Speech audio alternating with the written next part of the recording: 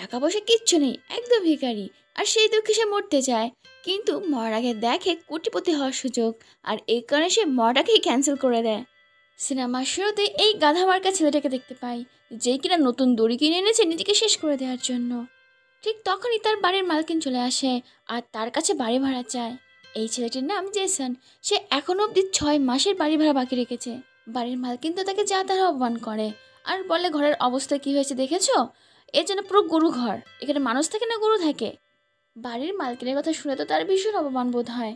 Jason ভাবে, দূর, আগে ঘর বাড়ি পরিষ্কার করে নিই, তারপর নিজে পরিষ্কার হয়ে ভালোভাবে পারফিউম মেখে সন্ধ্যার সময় মরবো। না হলে মরার পর যখন সবাই আমাকে দেখতে আসবে তখন আমার ঘর বাড়ির অবস্থা দেখে সবাই আমাকে গরুই ভাববে। আর এখানে আমরা জানতে পারি জেসন গ্রাম থেকে এখানে এসেছে একজন অভিনেতা হওয়ার জন্য, কিন্তু সে অভিনয়ের জানে না। আর অন্য কেউ তাকে কেন কাজ দেবে, তাই তার কাছে একটা টাকাও নেই। তার তো ভিখারির থেকেও খারাপ অবস্থা। এরপরে দেখে জেসন নিজেকে পরিষ্কার করার জন্য বাথ হাউসে নাইতে যায়। সেখানে তার একটা বড়লোকের সাথে দেখা হয়, আর এই লোকটার নাম চই। জেসন দেখে ওই লোকটা এতটাই ধনী যে সে তো পুরো লাখ টাকার ঘড়ি পড়ে। সে মনে মনে ভাবে, আমি যদি এত বড়লোক হতে পারতাম তাহলে কত ভালো হতো। আর এইসব ভেবে সে যখন নাইতে যাচ্ছিল ঠিক তখনই দেখে চই পা পিছলে সেখানে পড়ে যায়। চই তো পড়ার সাথে সাথে অজ্ঞান হয়ে যায়। আর এটা দেখে জেসনের মাথায় একটা বুদ্ধি আসে। সে লুকিয়ে লুকিয়ে চইয়ের লকারের চাবি নিয়ে নেয় আর তার জিনিসপত্র চইয়ের কাছে রেখে চইয়ের সব জিনিসপত্র নিয়ে সেখান থেকে পালিয়ে যায়। চইয়ের ঘড়ি টড়ি বিক্রি করে এখন জেসনের কাছে অনেক টাকা আছে। সে তো মনে মনে ভীষণ খুশি যে মরার আগে আমি বড়লোক হয়ে গেলাম। সে প্রথমে যায় তার বাড়ির মালকিনের কাছে, আর বাড়ির মালকিনকে পুরো টাকা দিয়ে অগ্রিম টাকাও দিয়ে দেয়। আর এরপরে যায় মুদিখানায়, যত ধার ছিল সব সে শোধ করে দেয়। সে চইয়ের কোটের পকেটে গাড়ির চাবি পায়। ব্যাস, জেসন তো এখন একদিনের জন্য গাড়ির মালিকও হয়ে গেল। তার কাছে এখন টাকাও আছে, গাড়িও আছে। আর এই সব কিছু নিয়ে সে যায় সে যে মেয়েটাকে পছন্দ করে তার কাছে।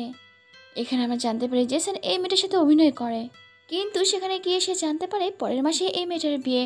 তাই তো সে ভীষণ কষ্ট পায়। দেখতে দেখতে সারাদিন কেটে যায়। এবার সে সব জিনিসপত্র নিয়ে চোর কাছে আসে তাকে জিনিসপত্র ফিরিয়ে দিতে।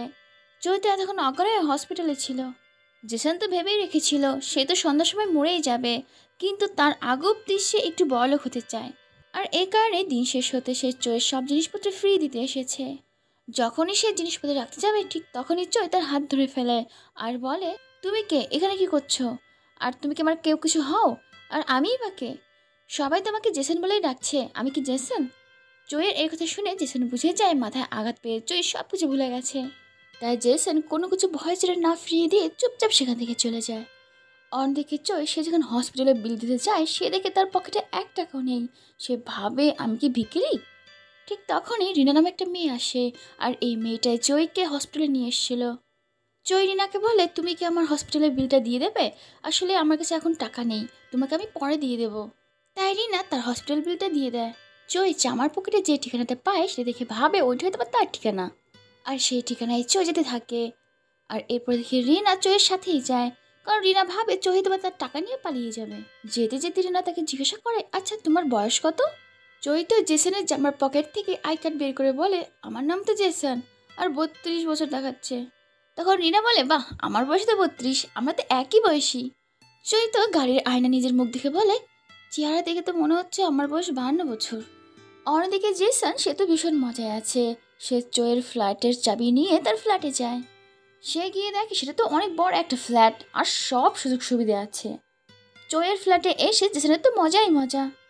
অন্যদিকে চই রিনাকে নিয়ে জেসনের বাড়িতে যায়। জেসনের ঘর তো পুরো এলোমেলো ছিল, আর সেটা দেখে রিনা ভাবে, গেল আমার সব টাকা, মনে হয় না এই ভিখারি আমার টাকা ফেরত দিতে পারবে। অন্যদিকে চই সে ঝুলানোর দড়িটাও পায়, আর সেটা দেখে সে ভাবে, আমি কি গলায় দড়ি দিতে গেছিলাম? অন্যদিকে জেসন সে তো ফ্ল্যাটে বসে মজা নিচ্ছিল। আরও মজা নেওয়ার জন্য সে টিভি চালায়। সে তো টিভি চালিয়ে দেখে একটা সুন্দর মেয়ে ব্যায়াম করছে। আর জেসন যখন অন্য চ্যানেল দেয় তখন ওই মেয়েটাকেই দেখা যায়, তবে অন্য অ্যাঙ্গেলে। অন্যদিকে জয় তো জেসনের ঘরটা নিজের ঘর ভেবে পুরো সুন্দর করে গুছিয়ে নেয়। আর এরপরে সে যায় প্রতিবেশীদের সাথে দেখা করতে, কিন্তু প্রতিবেশী কেউ তার সাথে ভালোমতো কথা বলে না। এক বদমাস প্রতিবেশী তো তাকে মারতে আসে, কিন্তু এখানে চই তাকে আচ্ছা মতো ধোলাই দেয়। নিজের এত সুন্দর মারামারি দেখে চই নিজেই ভাবতে শুরু করে, আরে আমি এত সুন্দর মারামারি পারি, আমি আসলে কে? অন্যদিকে জেসন চোরের এত সুন্দর ঘরটা একদিনেই নোংরা করে পুরো গোয়াল ঘর বানিয়ে দিয়েছে। জেসন টিভিতে এখন ওই মেয়েটাকেই দেখছে। হঠাৎ করেই সে দেখে ওই মেয়েটা নিজের পেটে চাকু ঢুকিয়ে দেয় আর মরে যায়। জেসন যখন ভয় পেয়ে পুলিশকে ফোন করতেই যাবে তখন দেখে মেয়েটা আবার জীবিত হয়ে যায়। আর এরপরে ওই মেয়েটা আবার নিজের পেটে চাকু ঢুকিয়ে আবার মরে যায়। আর এভাবেই সে বারবার করতে থাকে। এসব দেখে জেসন ভাবে এই মেয়েটা কে, আরে পাগলের মধ্যে কী সব করছে। অন্যদিকে রিনা টাকা নেওয়ার জন্য চইয়ের কাছে আসে। সে দেখে চই অনেক সুন্দর করে ঘর গুছিয়েছে আর এটি দেখে সে খুশিও হয়। এখানে চই রিনাকে বলে আমি যেসব কাজ পারি সব কিছু আমি ডায়েরিতে লিখে রাখছি। আর আমি এখনই জানতে পারলাম যে চাকু দিয়ে আমি অনেক ভালো সবজি কাটতে পারি। এই কথা শুনে তো রিনা চইকে তার মায়ের কাছে নিয়ে যায় আর তার মাকে বলে মা এ খুব ভালো সবজি কাটতে পারে আর রান্নাও করতে পারে, একে তুমি তোমার কাছে রেখে দাও। আসলে রিনা এইসব করছে তার টাকাগুলো ফেরত পাওয়ার জন্য, যে এখানে যদি চই কাজ করে তাহলে সে ইনকাম করে টাকা তাকেই দেবে। অন্যদিকে জেসন চইয়ের বাড়ি খুব ভালোভাবে খোঁজাখুঁজি করে অনেক টাকা পায় আর সেটা তো ইচ্ছে মতো সে খরচ করে। শুধুমাত্র টাকা নয়, সে একটা গোপন রুমও খুঁজে পায়। সেই রুমের মধ্যে চইয়ের অনেক নকল আইডি আর পাসপোর্ট আছে। এছাড়া ছোটোখাটো অনেক অস্ত্র আর অনেক লোকের নাম ঠিকানা আছে। সেখানে ইউন নামে ওই মেয়েটার ছবিও ছিল। ইউন হচ্ছে সেই মেয়েটা যে কিনা টিভিতে একটু পর পর চাকু মেরে মরে যাচ্ছিল। এই সব কিছু দেখে যেন ভাবে জয় হয়তো বা কোনো পুলিশ হবে। আর সিসিটিভিতে যে মেয়েটাকে দেখা যায় সেই মেয়েটাকে বাঁচানোর দায়িত্ব তো বা চইয়ের পড়েছে। কিন্তু জেসন ভাবে চই তো সব কিছু ভুলে গেছে, সে কি করে ওই মেয়েটাকে বাঁচাবে। তাই সে ভেবেই নেয় সে চইয়ের কাজটা করবে আর ওই মেয়েটাকে বাঁচাবে। জেসন বুঝতে পারে মেয়েটি এই বিল্ডিংয়েই থাকে, তাই তাকে খুঁজতে যায়। সে অনেকগুলো রুম খুঁজে কিন্তু তাকে পায় না। সে রুমে এসে সিসিটিভিতে দেখে যে মেয়েটা আবারও মরার ভান করে ধারাম ধারাম করে পড়ছে। মেয়েটার পরের শব্দে জেসন বুঝতে পারে মেয়েটা তার উপরের রুমেই থাকে। আর সে সাথে সাথে তার সাথে দেখা করতে যায় আর তার সাথে আলাপও হয়। অন্যদিকে চইকে দেখি সে হোটেলে এত ভালো রান্না করে তার রান্না খাওয়ার জন্য তো পুরো ভিড় লেগে গেছে। সে যখন বাড়িতে যায় সে দেখে ক্যালেন্ডারে লেখা আছে যে কালকে একটা স্টেশনে যেতে হবে। পরের দিন চই সেই স্টেশনে গিয়ে সেই জায়গায় দাঁড়িয়ে হাত নাড়ায়। ঠিক তখনই কিছু লোক তাকে গাড়িতে তুলে নেয়। আসলে সে তো ভেবেছিল যে সে এখানে আসার পরে তার ব্যাপারে কিছু জানতে পারবে। আর এখানে আমরা জানতে পারি জেসন তো একজন অ্যাক্টর ছিল, সে ছোটোখাটো অভিনয় করত। আর সেখান থেকে তাকে তুলতে এসেছে। আর এরপরে দেখি যে জেসনের বদলে চইকে অভিনয় করতে হয়। কিন্তু চইয়ের অভিনয় দেখি পরিচালক বলতে থাকে এই গাধাকে কে অ্যাক্টর বানিয়েছে, এই গাধাকে এখান থেকে সরাও। অন্যদিকে আমি জেসনকে দেখি সে ইউনের উপর নজর রাখছিল। সে দেখে একটা লোক ইউনের পিছু করছে। আর এটা দেখে জেসন ভাবে ওই লোকটাই হয়তো বা ইউনকে মারবে। আর এর কারণে সে ইউনকে নিয়ে সেখান থেকে চলে যায়। অন্যদিকে চইকে যখন টাকা দিচ্ছিল তখন সে বলতে থাকে আমি আসলে কে, আমার পরিচয়পত্রটা একটু ঠিকঠাক করে দাও না। আর সেখানে চই জেসনের বাবার ঠিকানা পায় আর সে চলে যায় তার বাবার সাথে দেখা করতে। চৈতে ভাবে এটা তার বাবার ঠিকানা আর সেখানে গেলে হয়তো তার সব মনে পড়বে। সেখানে গিয়ে চই দেখে তার বাবা তো চুল কাটার কাজ করে। তখন জেসনের বাবা একটা লোকের চুল কাটছিল আর তাকে বলছিল যে আমার ছেলে শহরে থাকে আর সে সেখানে অভিনয় করে অনেক বড় একজন অভিনেতা হবে। এই সব কথা চই বাইরে বসে শুনছিল। সে সব শুনে ভাবে যে আমার বাবা আমার উপরে কত আশা করে আছে যে আমি একজন ভালো অভিনেতা হব, কিন্তু আমি তো অভিনয়ের কিছুই পাই না। আর আমি কিনা বাবার সাথে দেখা করতে চলে এসেছি। আর এই সব কথা শুনে তো চই তার বাবার সাথে দেখা না করে শহরে চলে আসে। আর সে ভাবে তার বাবার স্বপ্ন পূরণ করা তো তার দায়িত্ব, তাই এখন থেকে সে ভালো অভিনেতা হওয়ার চেষ্টা করবে। অন্যদিকে যেখান থেকে ওই মেয়েটি প্রতি বৃহস্পতিবার তার জিনিসপত্র নিয়ে রাতের বেলা ঘরের বাইরে যায় আর কার জন্য অপেক্ষা করে। কিন্তু যে লোকটার সাথে তার দেখা করার কথা সেই লোকটা তো আসেই না, যে কারণে ইয়নকে আবারও পরের বৃহস্পতিবারের জন্য অপেক্ষা করতে হয়। জেসন তো কিছুই বুঝতে পারে না যে ওই মেয়েটা প্রতি বৃহস্পতিবার কার সাথে দেখা করার জন্য অপেক্ষা করে থাকে। অন্যদিকে জুই ভালো অভিনেতা হওয়ার জন্য খুব পরিশ্রম করে, সে অনেক ডায়লগ মুখস্থ করে। আর এই কারণে দেখি চই এরপর থেকে খুব ভালো অভিনয় করে, যার ফলে পরিচালকও খুশি হয়ে যায়। চই এত ভালো অভিনয় করে যে অনেকেই তার কাছ থেকে তো অটোগ্রাফ নেয়। অন্যদিকে জেসনকে দেখি সে তো ওনার সাথে ভালো বন্ধুত্ব পাতি নিয়েছে আর একে অপরকে তো ভালোবাসে। একদিন হঠাৎ করে বাড়ির টেলিফোনে একটা ফোন আসে আর তাকে একটা জায়গায় দেখা করতে বলে। যেহেতু এটা চোয়ের বাড়ি তো ফোনটাও চোয়ের জন্য এসেছিল, কিন্তু জেসন যেতে এখন থাকে তাই জেসনই সেখানে দেখা করতে যায়। এখানে জেসন তো মাস্ক পরেছিল। জেসন যাদের সাথে দেখা করতে এসেছে তারা চই ভেবে জেসনকে বলতে থাকে তোমাকে ওনাকে মারার জন্য কবে বলেছি, এতদিন তো ওনাকে মেরে ফেলার কথা, কিন্তু এখনও কেন মারনি? তুমি যদি ওনাকে মারতে না চাও তাহলে ঠিক আছে আমাদেরকে বলে দাও, আমরা অন্য কাউকে ভাড়া করি ওনাকে মারার জন্য। এই কথা শুনে তো জেসনের অবস্থা খারাপ হয়ে যায়, কারণ সে এখন বুঝতে পারে চুই কোনো পুলিশ না, সে তো একজন খুনি। অন্যদিকে চইকে রোমান্টিক হিরো অভিনয় করতে হবে, কিন্তু সে রোম্যান্সের ব্যাপার তো কিছুই জানে না। উল্টো তার এই চেহারা দেখে তো নায়িকা ভয় পেয়ে যাচ্ছে। এই কারণে চই রিনার কাছে যায় আর বলে প্লিজ আমাকে একটু রোমান্টিক হতে সাহায্য করবে। আর এখানে দেখি রিনা কীভাবে রোমান্টিক হতে হবে সেটা চইকে শিখিয়ে দেয়। শেখার পরে জয় খুব ভালোভাবে রোম্যান্টিক পার্টে অভিনয় করতে পারে।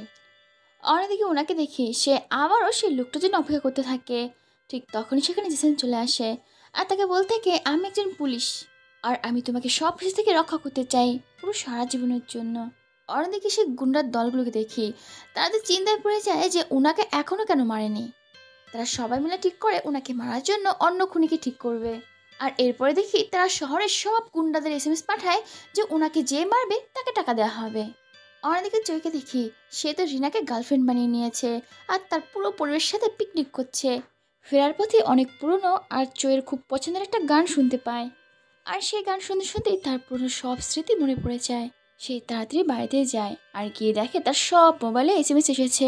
আর এই এসএমএসগুলো ছিল সেই গুন্ডাদের, যারা কিনা ওনাকে মারার জন্য শহরের সব খুনিদেরকে ভাড়া করেছে। আর এখানে বুঝতে পারি শহরে যত খুনি আছে সবগুলো আসলে একটাই ব্যক্তি, আর সেটা হচ্ছে জয়। জয় সিসিটিভিতে দেখে যে জেসন ওনাকে নিয়ে বেরিয়েছে। এটা দেখে তো জয় ভীষণ রেগে যায়, সে জেসনকে আচ্ছা মতো ধোলাই মারে।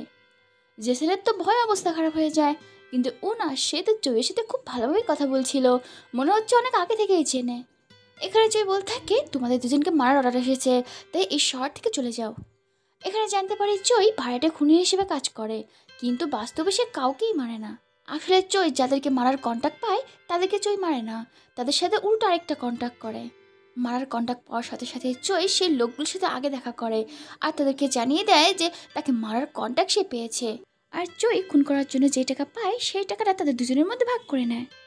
তার মানে ওনাকে মারার জন্য গুন্ডারা জয়কে যে টাকাটা দিয়েছে সেই টাকাটা ওনা আর জয় ভাগ করে নেবে। আর ওনা যে বেঁচে আছে সেটা যাতে ওই গুন্ডাগুলো না জানতে পারে, তাই ওনাকে বিদেশে চলে যেতে হবে। আর এই কারণে তো ওনা বারবার মরার প্র্যাকটিস করছিল, কিন্তু জয়ের স্মৃতি চলে যেতে সব কিছু গড়বড় হয়ে যায়। ওনাকে এখন চলে যেতে হবে। ওনা চায় জেসনকে তার সাথে করে নিয়ে যেতে, কিন্তু জেসন বলে আমি যাব না, কারণ আমি এমনিও তো মরতে চেয়েছিলাম। তখন জয় বলে, আমি তোমার বাবার কাছে গিয়েছিলাম, তোমার বাবার খুব ইচ্ছে তুমি বড় একজন অ্যাক্টর হবে। আর এই কারণে জয় অনেক ভালো একটা প্ল্যানিং করে। তারপর সেই গুন্ডাগুলোকে ফোন করে বলে, কালকে আমি ওই জয় আর জেসনকে মেরে ফেলবো। আর এরপরে জয় জেসন আর ওনাকে খুব ভালো করে প্ল্যানটি দেখায় যে তারা কি করে কাজ করবে। এরপর দেখি জয় জেসনের বাড়িতে যায় আর সেখানে রিনার সাথে দেখা হয়। সে রিনাকে বলে, আমার সব কিছু মনে পড়ে গেছে, তাই আমি চলে যাচ্ছি। এখানে বুঝতে পারি 32 বছরের রিনা তো 54 বছরের জয়কে ভালোবেসে ফেলেছে। এরপরে জয় যখন গাড়িতে করে যাচ্ছিল সেটা দেখে তো রিনা অবাক। সে ভাবে কালকেই তোর কাছে টাকা ছিল না, আজ এত টাকা হয়ে গেল যে গাড়িতে করে যাচ্ছে। জয় আসলে কে আর সে কোথা থেকে এসেছে, আর এটা জানার জন্য রিনা তার পিছু করে। এদিকে দেখি জয়ের প্ল্যানিং অনুযায়ী রিনার মৃত্যু দেখার জন্য ওই গুন্ডাগুলো সেখানে এসেছে। সেখানটায় জেসন রিনাকে মারার ভান করে। ঠিক তখনই সেখানে জয় আসে আর জেসনকে মারতে শুরু করে। গুন্ডাগুলো তো দূর থেকে জেসন আর জয়ের মারামারি দেখে তো বিশাল মজা পাচ্ছিল। জয়কে মার খেতে দেখে রিনা সামনে আসে আর জয়কে বাঁচানোর চেষ্টা করে, কারণ সে তো জয়কে ভালোবাসে। এখানে রিনা তো এটা বুঝতে পারে না সে জয়ের প্ল্যানটা গড়বড় করে দিচ্ছে। এদিকে প্ল্যান অনুযায়ী উনা একটা কন্টেনার তাদের সবার উপরে ফেলে।